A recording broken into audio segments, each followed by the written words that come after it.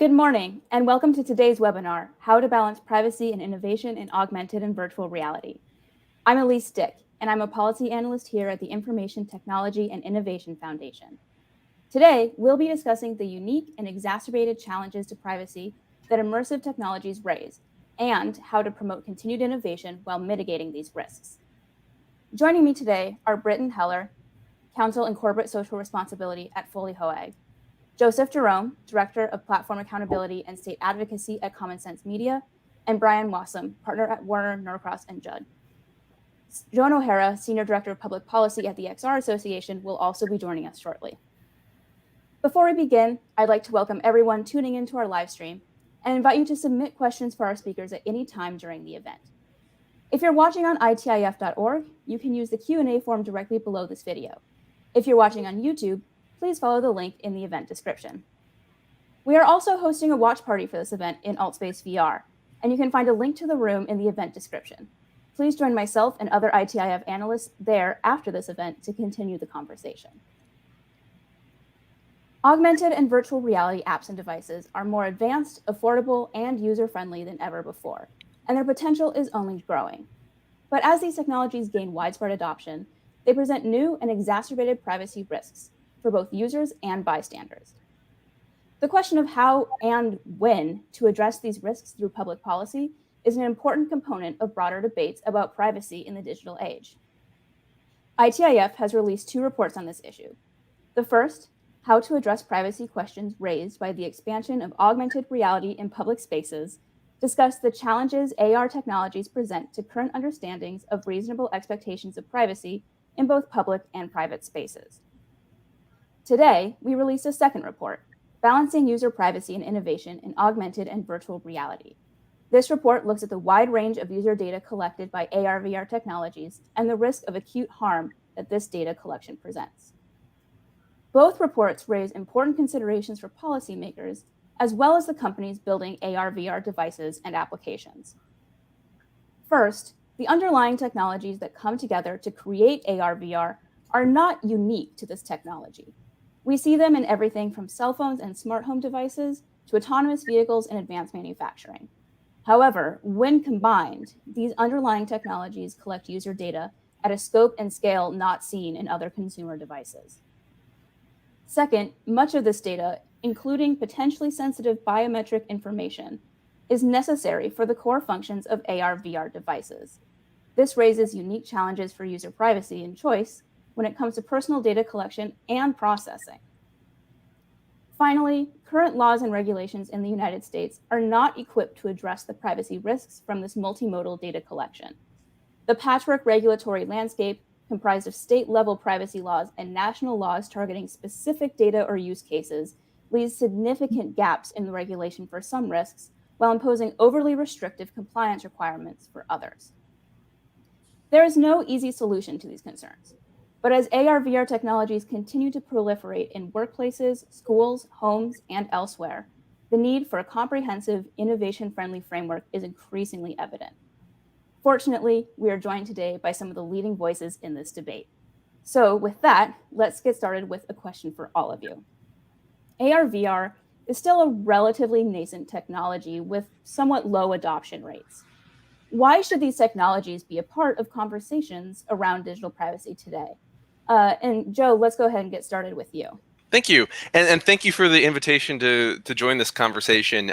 It's not an exaggeration to say that I'm a big fan of immersive technologies, and it's sort of fun to be able to geek out with a bunch of experts on this.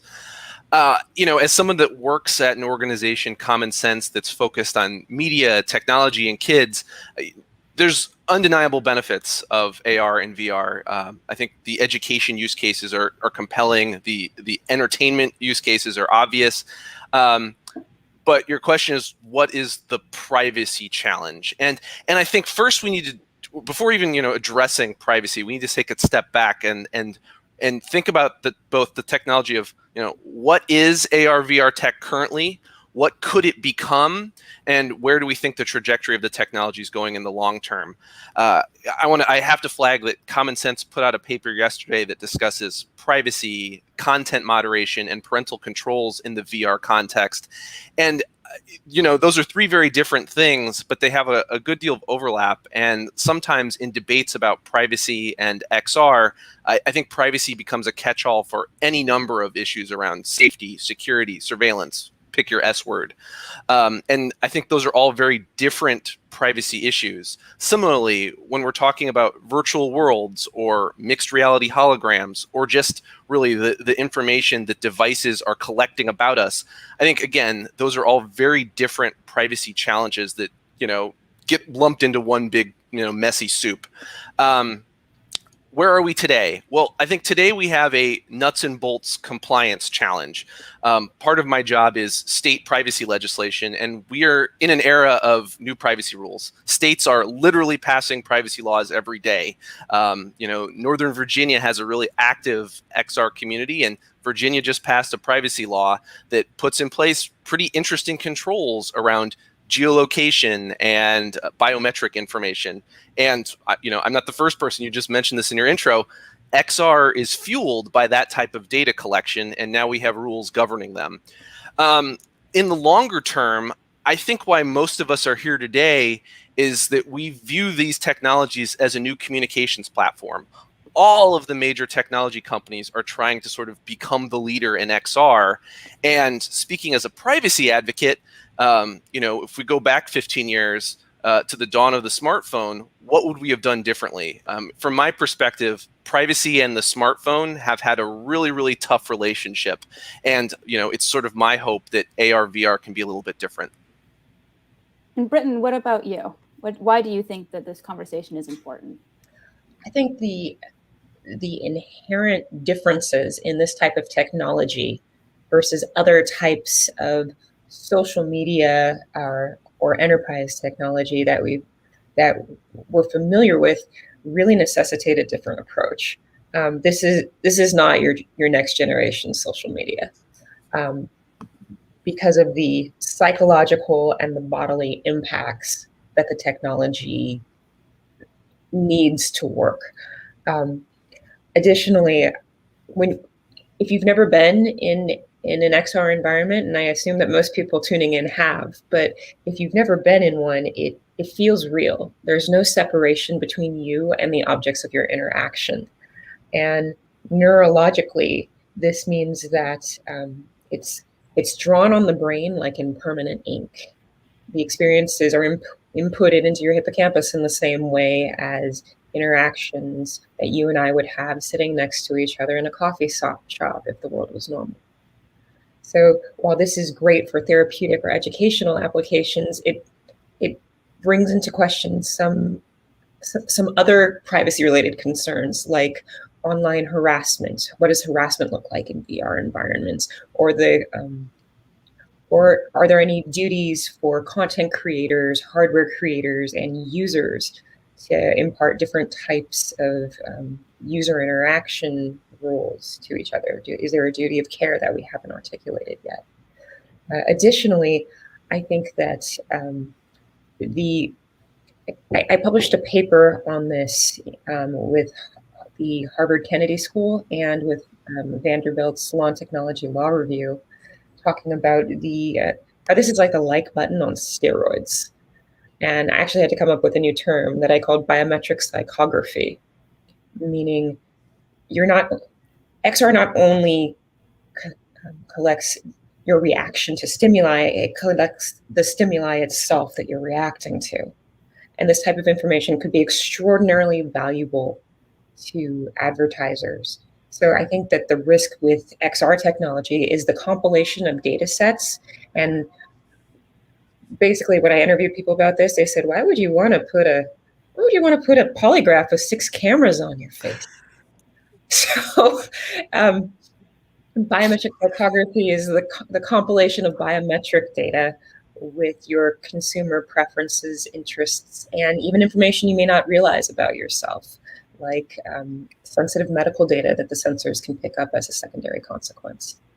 I don't think if you go to play Beat Saber, you really consent to having somebody know whether or not you're telling the truth, or whether or not you have a proclivity towards neurological ailments like Alzheimer's, schizophrenia, or ADHD, or who you're sexually attracted to. So it's the closest thing to reading your mind, which opens up a whole new can of privacy work. Yeah, I think that's a great point, Britton, that the technology that we're talking about is gathering data that can be used to extrapolate quite a bit of information, even if that's not necessarily the intended purpose of those sensors and the technology that's contained in there. Brian, what about you? What are your thoughts on this? Well, I would echo the comments of the other two panelists without retreading them. They make excellent points. I think Britton's right on when she says that a lot of this data that's being collected isn't unique in and of itself. My watch can keep track of a lot of that biometric information and reactions to certain stimuli. Keep track of my physical activity, can, as we're learning now during COVID, right, pick up on proclivities to particular diseases where I may not have even realized it before.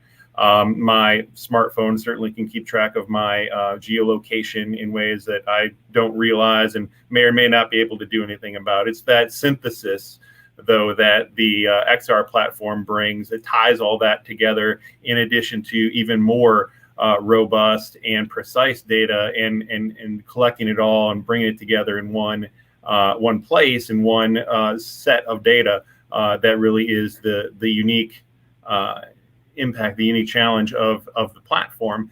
And Elise, your original question was, why does this matter? All of these things discuss the nature of the problem. I would add to the conversation that the reason why it's worth talking about is because this platform is going to be, I think, not only, as Joseph says, a new medium of communication, but I think a dominant media of communication over the next short period of years. I became convinced of this more than 10 years ago, which is why I started to focus my career, my thought pieces on this industry, even at that point in time when it was even more nascent than it is now, because I'm convinced that the fact that it's so immersive, like Britton discusses, is what will draw users to it, right? I think as human beings, as physical creatures and social creatures, we are inevitably drawn to ways that we can interact with other human beings more directly and interact with digital information in a three-dimensional manner that is more accustomed to how our five senses are used to processing information, how they're designed to process information in the world around us. So if we have the ability to choose between processing data on a two-dimensional screen or seeing it immersed in our environment in a three-dimensional manner, we're always going to be drawn to that. So I think it's human nature that AR, VR is going to be an increasingly dominant platform. So we need to understand these things now. So Brian, I think that was a great point that, a lot of the technologies that we're talking about here do exist in other forms of digital media. Can you dive a little bit more into what you see as the specific challenges from AR/VR technologies, and maybe how those are similar and different from the ones we see in our cell phones and our laptops and our smart home devices? Sure, and I think we've kind of opened that topic already. A lot of the data that's being collected is biometric. It's your geolocation, certain your IP address, where you're dialing in from, that sort of thing. All that is collected already by other devices. To me, it's really the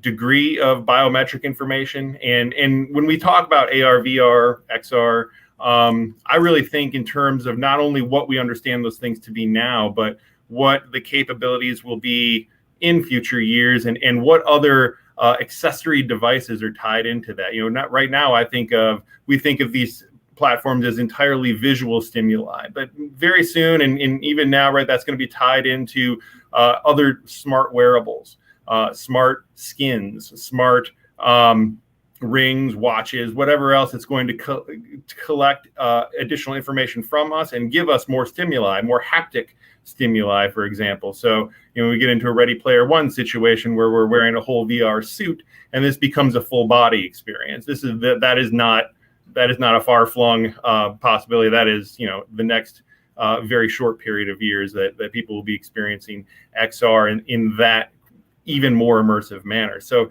that additional degree of biometric information and the synthesis of it with all the other data that individual devices may collect, but putting it all in one place, having it as one cohesive experience that requires the collection and processing of all that information in one place.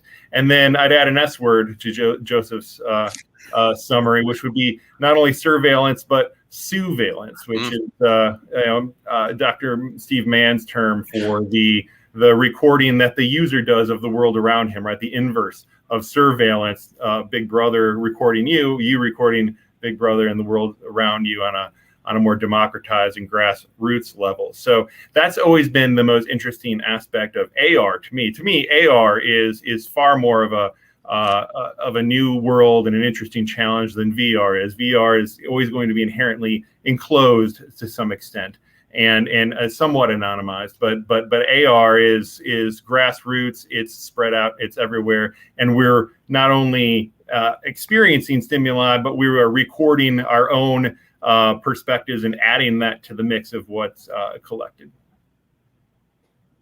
Britton, Joe, I see you're both nodding vigorously if you want to add anything.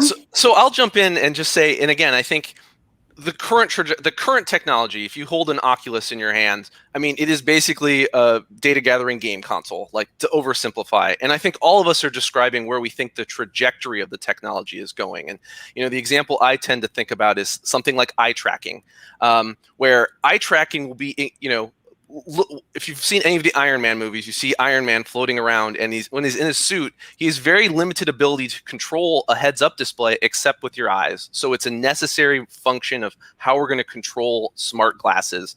But of course, as Britton mentions, if you can track someone's eyes, you can track pupil dilation, you can see exactly what people are attracted to, what they're not attracted to, when they are or are not paying attention. This has a educational context. You can identify when kids aren't paying attention based on where they're looking and what they're attracted to.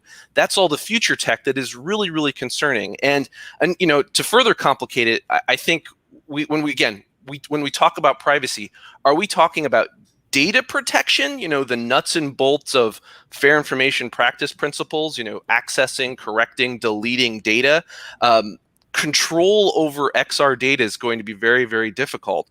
As Brian mentioned, the AR universe is also really challenging, and I think that's when we have real privacy questions. I think about, the digital kick me sign that you can't remove because you're out in public and people are annotating the world in real time in a collective manner. What do you do about that? That isn't something that's going to be easily resolved by traditional, data protection rules. Yeah, the thing that I think is one of the most challenging things we have to deal with is I think XR means that we have to rethink biometrics. If you look at the way that biometrics are defined in most states, it's really centered around the concept of identity. And in the XR environment, that's not an issue. The platform knows who you are. You have to sign in with your credit card. And that way it's like the early days of the internet where, AOL or Prodigy, and I know I'm dating myself here, everybody had a verifiable billing address. So the question of biometric data when you're looking at XR are things that aren't contemplated by most normal statutes. There are things in XR, it can be gait tracking, it can be your head tilt combined with the way you gesture. And that's as physically identifying as your fingerprint. And current laws don't anticipate that as something. So it's not really, it's the blend of unique identifiers that you get in an XR data set.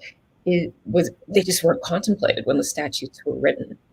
And Joe, I haven't read the Virginia statute in full because I think it's 2 days old at this point, but I think more are going to be coming, and unless biometrics itself is decentralized around identity and more around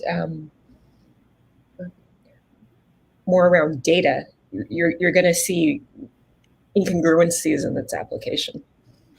And what are we going to be asking XR developers and platforms to do? As someone who has spent entirely too much of his time on this Virginia law, if you're involved in ARVR, we're basically moving toward a universe where you're going to need more consents for all of this type of information. And what is that is it actually going to be meaningful in a way that people understand? And you're going to be doing more paperwork around risk assessments, but are you going to be thinking about risks the way I'm thinking about them? And, those are all really tough questions. Yeah. And that actually brings me to my next question is when we're talking about the types of data that are collected, we're looking at this in practice. And we're talking about immersive experiences and also, like we said, the requirement of significant amounts of data for these devices to function at all. How is that going to impact things like user transparency and choice and consent when we're actually talking about the devices themselves? I'm not sure, Joe, if you want to pick up on that or Brian. Well, I guess that's been the constant struggle. Since the dawn of big data and the Internet of Things, everyone has recognized we need to do a better job communicating to consumers, to regulators, to frankly advocates and privacy experts like all of us, how this tech is working and what we're doing. And I keep coming back to like Beat Saber is my example in the paper I wrote for Common Sense, where you start up Beat Saber, you're presented with a gigantic immersive health and safety warning that's a wall of text that you're not going to read, and then right in the bottom left is a click here to read more about to read the privacy policy. So we're sort of tripling down at this point on sort of transparency tools that don't work. I think in social VR, sometimes they've done a little bit of better job when you enter the tutorial and it's like, here are the community guidelines. Here are sort of our expectations around rules.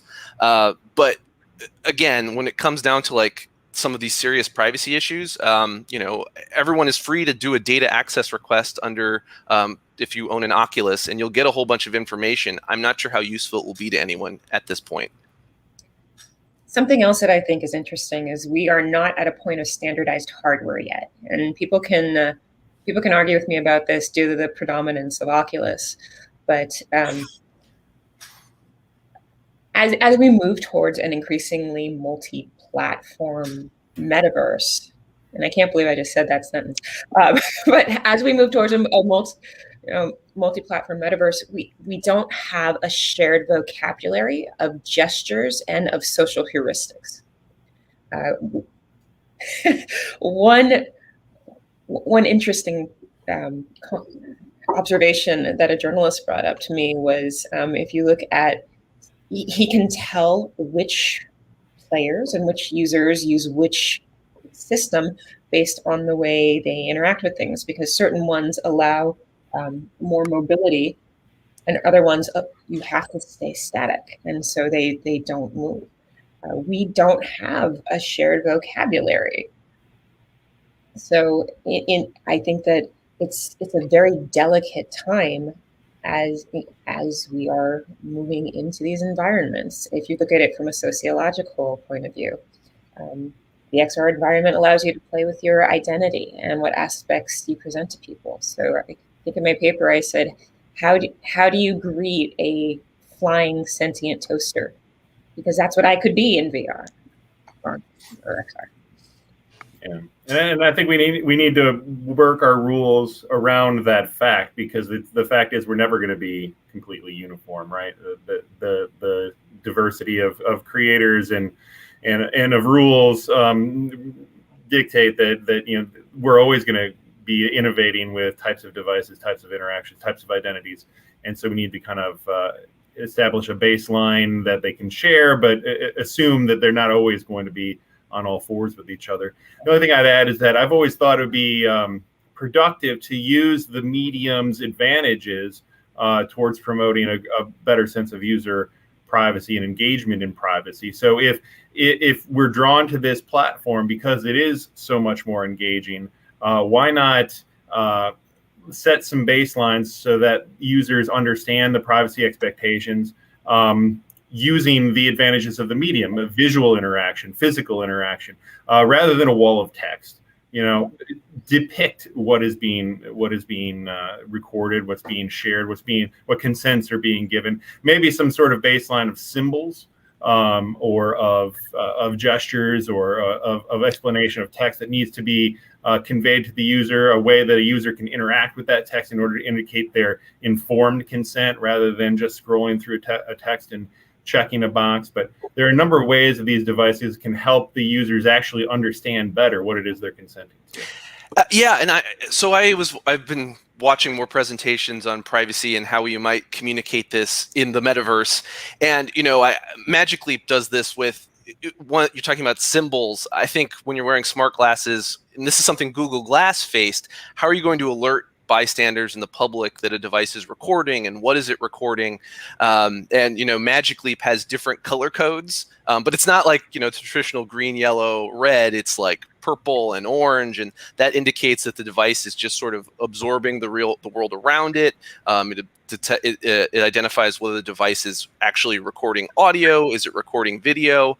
I think we're absolutely going to need to see functionality and features like that, particularly in AR smart glasses. I think there's going to be a lot of growing pains, though, because if you look at how Magic Leap was doing it, it's a set of random colors, and if I see a device walking down the street at me that's blinking a purple light, it's going to be a while before I understand what that means. Yeah, everybody knows what the red light means, right? It means record is on. Once we get more confusing than that, it gets a little wonky. Yeah, I also think that just lost my train of thought.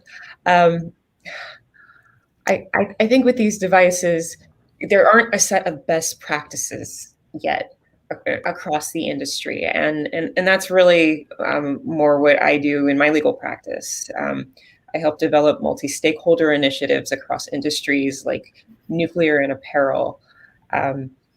There's no code of conduct yet created, and there's guidance on how to do this, like the UN Guiding Principles on Business and Human Rights. So it's not untrod territory, it's just a new industry. So I think that there's a lot that we could be doing that we're not doing yet. Additionally, I think we could also draw from some of the lessons of social media and of the social scientists who study how content moderation works on social media and how it works the best.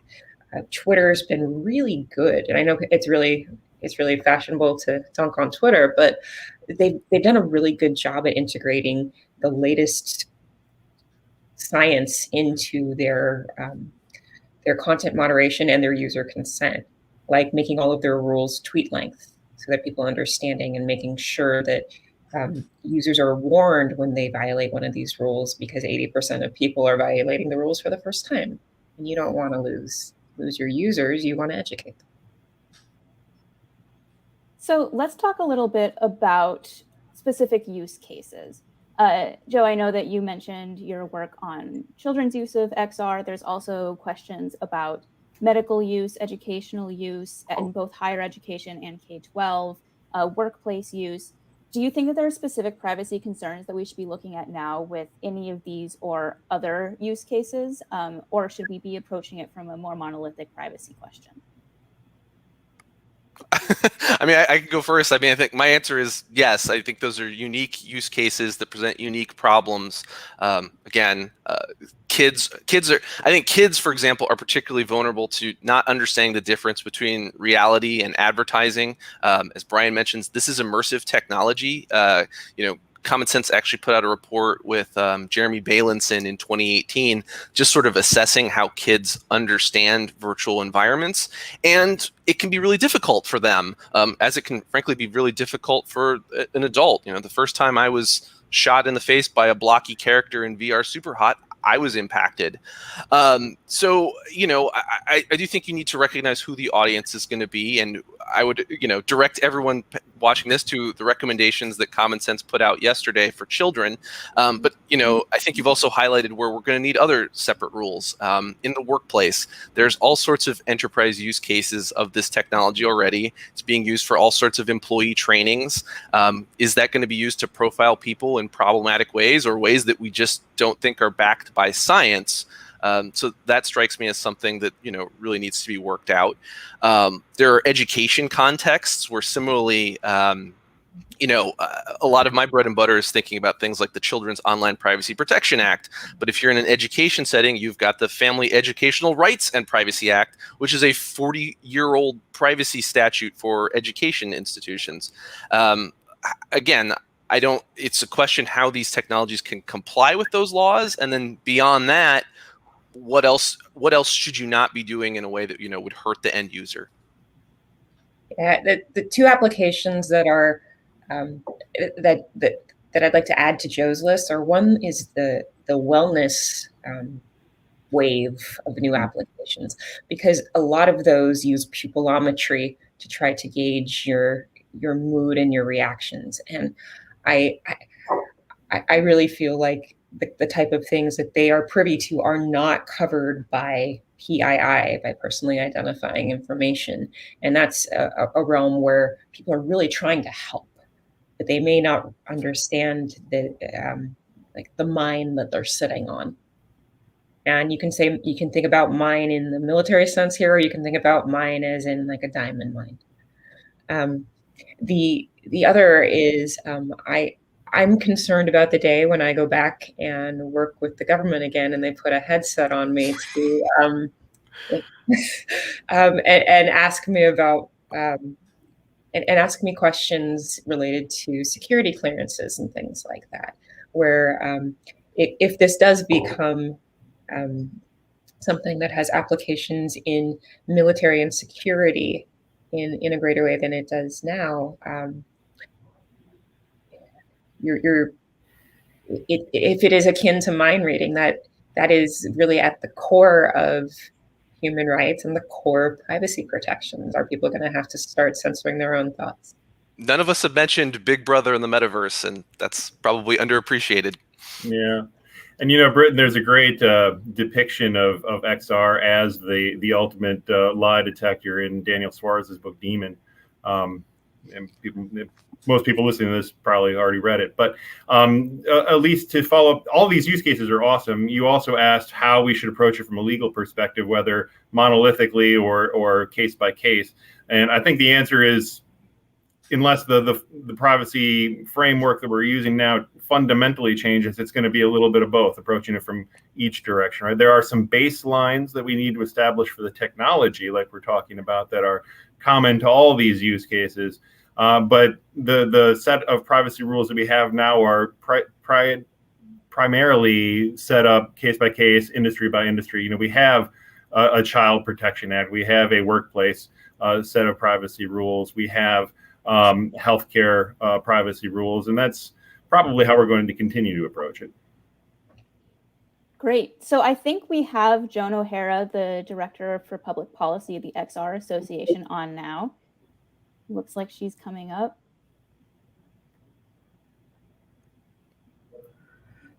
Joan, do we have you? There she is.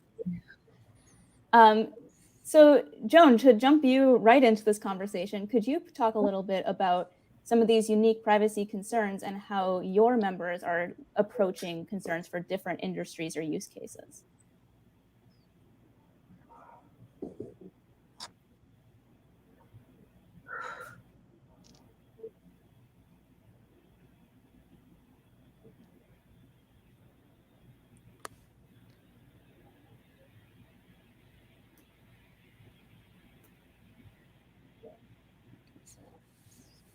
Sorry, Joan, do we have you? Oh, okay. I think we're having some technical difficulties. So we can move on to the questions that Brian raised already about legal and policy frameworks. So Britton, you've written about this, so I'd love to get your thoughts on how existing laws and regulations can address privacy concerns in AR and VR, and where do you think they fall short? Yeah, it kind of goes back to the things that we've discussed at length before, with the definitions of PII and how biometrics really are. Right now, as Joe said, the XR is regulated by a patchwork of very few state laws, but an increasing number of them. And a lot of times, lawmakers will cut and paste from each other. So if So if we don't get it right at this phase, we're going to see a lot of the problems proliferating again and again and again. I think that looking at the way that particular states like Illinois have dealt with this, that's what I really look to as kind of the baseline for it. California next. I don't know what Virginia is going to look like because I'm behind in my reading, but I think Joe can help close in on that. I don't anticipate an omnibus federal privacy bill, and that's a whole different webinar. But if it did, I don't know if I would trust lawmakers at this point to understand the nascent technology enough to be able to anticipate where it's going. I can jump in, and this actually probably warrants a further sort of ITIF convening about how privacy laws apply to this technology. As a practical matter, in light of Virginia, I think advocates and lots of people are pushing for stronger things, but we're heading toward a GDPR light type of scenario in the United States. And then my question is, how does the GDPR address or not address these technologies? I'm not an expert there, but I think that's an open question. I do think, again, we're thinking we need to have a broader definition of privacy, because what I think where XR presents really tough questions are things around, Proteus effects and manipulation of the user. And that raises concerns we're seeing in Congress and at the state level about, how do we regulate dark patterns and stuff like that, which is not a traditional privacy rule, but goes into, I guess, basic consumer protections. And so, I'm mumbling a bunch of words, except to say we're juggling a lot of different frameworks in place right now. Moving forward, I think to ensure that we can actually use this technology in interesting ways, we need to think about new approaches. I'm interested in things like the UK Information Commissioner Office has an age-appropriate design code. They have a privacy sandbox where a company, throwing out names here, Yoti is working on age estimation technology in a privacy-friendly procedures and compliance are companies going to do. We also need to think about privacy-enhancing technologies, and it's something that I think has gone underappreciated in the national privacy debate in the United States is things like the Promoting Digital Privacy Technologies Act, which is trying to actually boost, adopt privacy enhancing technologies, which I think are the types of tools we're really going to need to get a handle on I think the worst, most dystopian XR scenarios. Yeah. I'll throw in too, and this is another topic for perhaps another day to go into any depth. But my practice is one that comes out of representing more traditional media. I grew up as a baby lawyer representing newspapers and TV stations, and kind of transitioned into this more cutting edge space. But I bring to it the perspective of someone who takes these issues to court and litigates them, and recognizing that in a lot of ways there are boundaries to the privacy rules that we're talking about. There's a reason we have the patchwork quilt of privacy statutes that we have now, is because our legal system begins from the fundamental premise of the First Amendment that we're free to speak, and that includes conveying and gathering information to do that. So privacy laws are always going to be kind of eating around the edges of that fundamental assumption.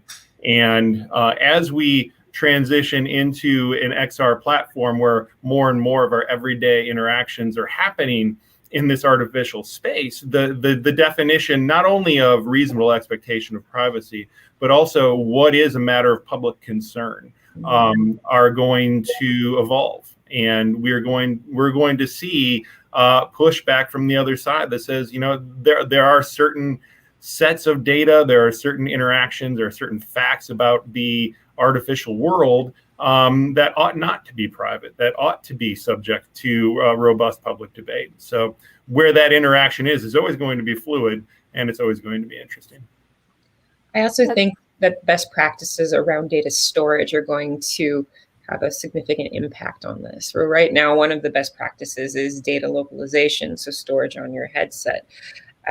This may really limit markets for people who are developing new types of hardware, and it may also force us to reconceive of ideas of the permanence of data, or how long we should retain data, and in what aspect. So, Absolutely. I think you all raised really great points about the different approaches to privacy protections that we could see come up in these immersive technologies that we might not have in two-dimensional digital technologies right now. So this is a balancing privacy and innovation panel. So before we get on to questions from our audience, I would love for all of you to feed in briefly on if there is going to be any kind of federal privacy legislation. What would you like to see included to protect privacy in augmented and virtual reality? And also on the other side, what should policymakers consider to make sure they're allowing space for these kinds of innovative approaches to privacy protections to be included as this technology moves forward? I'll go first if you don't mind. I think that when you're looking at XR, and I'll repeat this again, you can't look at it like another form of online social media. It is fundamentally different. And I think when you're looking at questions related to content moderation, this becomes extraordinarily clear. There's different levels to an XR experience than a Twitter conversation. In XR, it would include the content layer, which are like the individual immersive experiences, so akin to software. There's the behavioral level, which hosts user-to-user interactions and interactivity between users and their environment.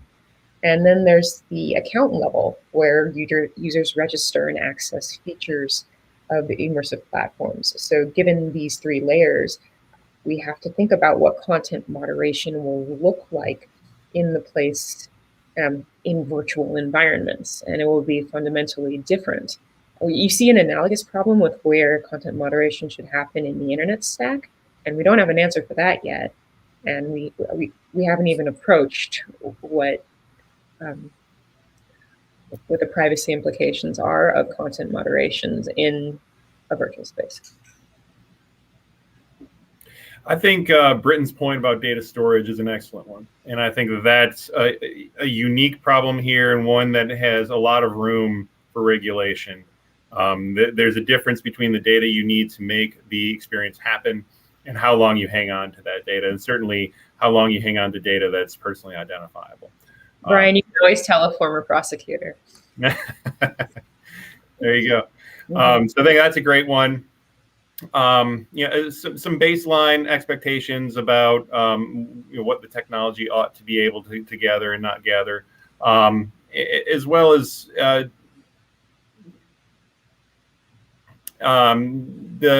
some setting some expectations of what is public knowledge, what is a matter of public concern.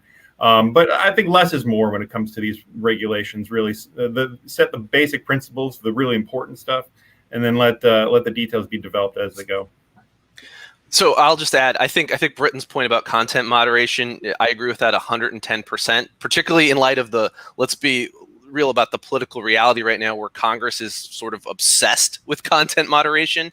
I think also the reality is that a federal privacy law is just going to have to grapple with location information and biometric information. And so I think we're just going to have to fight it out as to how we sculpt those definitions, what they apply to, where they apply, and what controls should be around that. That's just something Congress is going to have to do. And the final thing I would say is maybe again, we're focusing on privacy, but the issues in XR overlap with so many other tech policy issues. And I think we need to recognize that XR may warrant, competitive interventions around data portability and data interoperability, so we don't get locked into a Facebook and Apple metaverse. Great. So I think we can move on to audience Q&A now. We have some great questions here. Just a reminder, if you're watching the live stream on ITIF.org, you can submit your questions in the text box below. And if you're on YouTube, there's a link in the event description to our Q&A platform. So for our first question, I'm actually going to combine two here, going off of what Joe was just discussing. Someone asks whether precise geolocation data should fit into ARVR privacy definitions and how that should be legally defined. And then someone else asks if a federal privacy bill should treat biometrics in a uniform way and or treat that as sensitive data. So, Joe, I don't know if you want to extend on what you were just those are excellent questions. I think the challenge really now is everybody's starting to have really strong views one way or the other, and that limits compromise. So with geolocation information in Virginia, in the most recent California law, it has definitions for precise geolocation, and it says that is sensitive, and it defines precise geolocation as within approximately 1,750 feet. I don't know if that is. I actually don't know if that is too precise or imprecise, particularly in a universe where, and I keep saying metaverse, I'm trying to win a contest here. When the end goal of this technology is frankly to have a digital twin over the entire world, such that you are not just mapping streets and cities, but you're mapping people's bedrooms and apartments. Well, is that geolocation about the person? Is it about the space? I don't think the law is equipped to handle that very well at present. The question about biometrics, I'll punt that to Britton, because I think she's right that we have a number of different definitions that describe biometrics. Frequently, this is very much focused on facial recognition, but in an XR context, we're not just talking about facial recognition. We're also talking about, again, identifying an individual, when that doesn't mean a whole lot when you're basically leaking biometric exhaust that tells you all sorts of intimate stuff without necessarily identifying an individual. So I'm not answering those questions. I'm just saying that they're very good questions that I don't know if I have an answer to.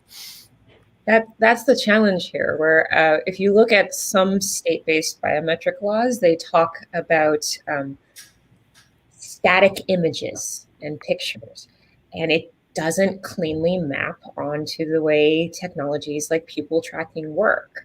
I can see people making really colorable arguments either way, that there are, that it is a series of static images, or it's not. Because it's not just a cinematic recording. So it's going to take a lot of lawyers, with a lot of monkeys and typewriters to try to deal with this one. I don't see there as being a clean answer yet. So yeah, it may make sense to create basic frameworks and then have a administrative body or something that's charged with updating the definitions every so often. That sounds like targeted rulemaking authority for the Federal Trade Commission.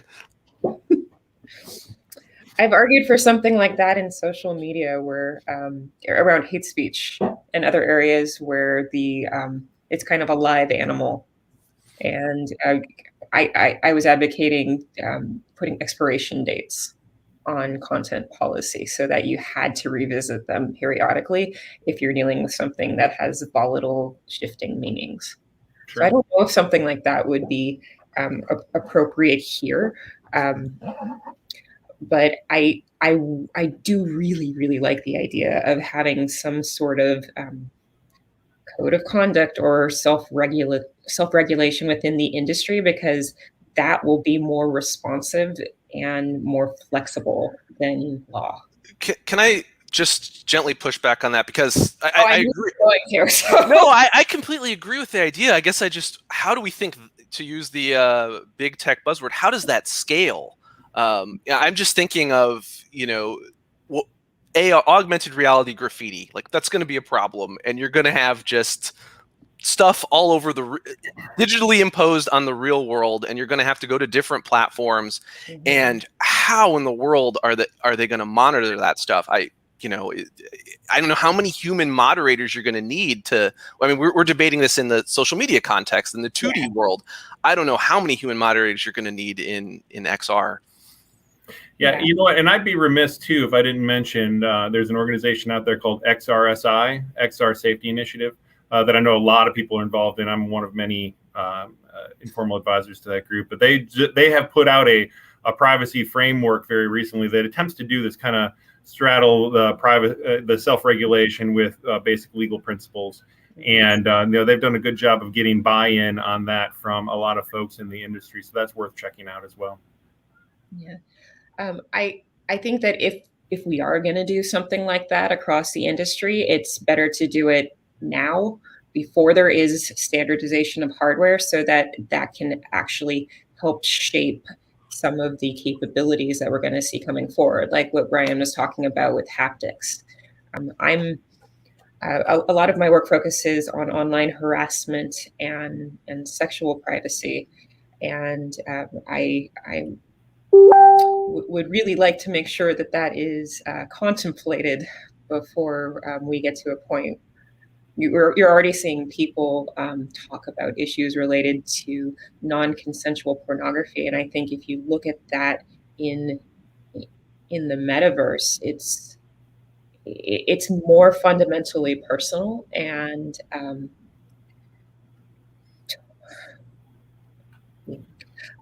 more potentially damaging to people who may find their image used without their consent. Yeah. Well, and not only image, but you're sharing order of magnitude more information, right? And maybe even more tied to your virtual person than an image that can be circulated independently. So maybe I should have said a sexy flying toaster. As long as you get to define. Yes. So these are all great points, and I think lead into another question that we have here that I'm going to amend slightly. Someone asks, what's the international environment for XR privacy regulation, and are there other organizations or countries driving regulation, whether good or bad? So I'm going to widen that to either in the US or internationally. Who do you think is currently shaping the way we think about regulation, either now or into the future? I would point back to XRSI, but go ahead, Joe. No, I think that's I'll give a plug for XRSI. I also think that this would be an excellent question if we had Joan with us, because I do think the reality is when we're talking about tech regulation, the United States is not really in the driver's seat there. So there's a lot going on in Europe, understanding how the GDPR applies, how does the DSA and the DMA, which are, platform rules, apply. And then, this is an open question that I'd need to learn more about, is like what is going on in China, because China presents just a range of interesting legal questions, both in terms of government surveillance, they have domestic data protection regulation, but also just an eagerness to adopt these technologies incredibly aggressively. So I think there's probably lessons or horror stories to learn from there. I would also look at military strictures, because specifically around autonomous weapons, because I see those having applicability, especially as militaries are moving towards XR technology to identify combatants and things like that. You might see movement in that space before you see it in the consumer space, which I don't know if that will be a clean transfer either. It's fundamentally different concerns there, but people may just try to fit a square peg into a round hole there.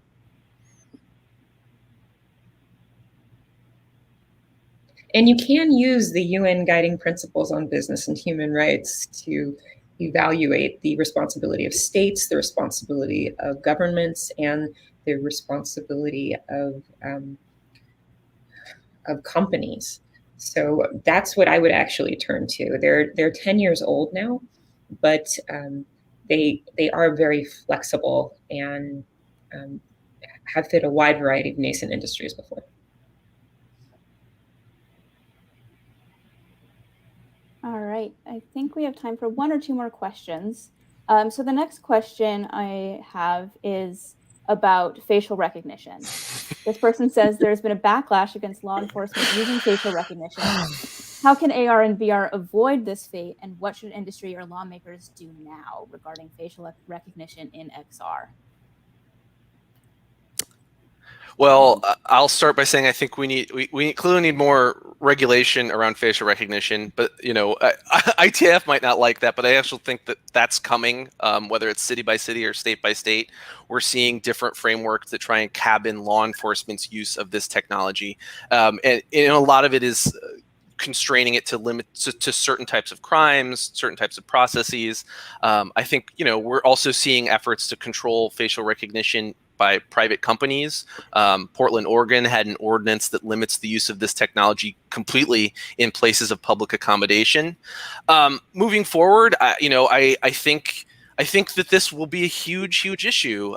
We've seen Facebook talk about how they're interested in exploring facial recognition technologies in smart glasses. As a privacy advocate, I'm highly concerned by that, just because I'm not entirely sure there's going to be a way to deploy facial recognition in mixed reality in a way that doesn't sweep in bystanders that shouldn't be a part of the system, and isn't going to be augmented, frankly, with facial analysis and other types of creepy technologies that really undermine personal autonomy. I'm happy to be proven wrong, but I don't think so. I think facial recognition, for all of it, it does have beneficial use cases, but it also is frankly a technology that really lends itself to mischief, misuse, and discriminatory use. I also think that technology that claims to be able to gauge emotion is another layer that is more relevant in XR than than we may be comfortable with. And somebody pointed out to me that it actually doesn't matter whether or not this technology works. There's a debate about whether or not you can gauge someone's emotions effectively. If companies and governments and consumers believe that it works, it doesn't matter. The efficacy doesn't matter, and we're going to be going off that base assumption. So, I think expanding our definition of the potential harms of facial recognition will be valuable in this space. Yeah, I'll throw in, for the sake of conversation, a somewhat contrarian view. Well, completely acknowledging the dangers and the opportunities for misuse that both Britton and Joe have outlined. From a strictly legal perspective, I have real skepticism as to how far the law can go in regulating this. Now, we're seeing a lot of initial pushback. I mean, there's the creepiness, yuck factor with how some of this has been misused. Right here in Detroit, there's a very recent poignant example of how the police misused facial recognition to arrest a completely wrong person. Massachusetts just this week came out with a new set of guidelines on trying to regulate the use of facial recognition specifically in criminal investigation. That seems to have some promise in being able to strike a right balance there and how you use that information. But my problem is with defining facial recognition as an invasion of privacy per se, and treating your facial geometry as something that's private, because really, out of all the biometric information you have, there's really nothing that you present to the public more than your face. And it's the fact that now we have enough digital technology to be able to do weird and creepy things with that call into question how we should treat it. But your face is still out there. It's public information. I think that it's unfortunate that may lead to facial camouflage. The masks that we have now may be more strategic choices than health choices in the future. Because they don't want to be scanned. There'll be, arms race on each side of that privacy struggle. But at some point, we're going to run into some fundamental limitations in just how you can regulate what people do with pictures of faces.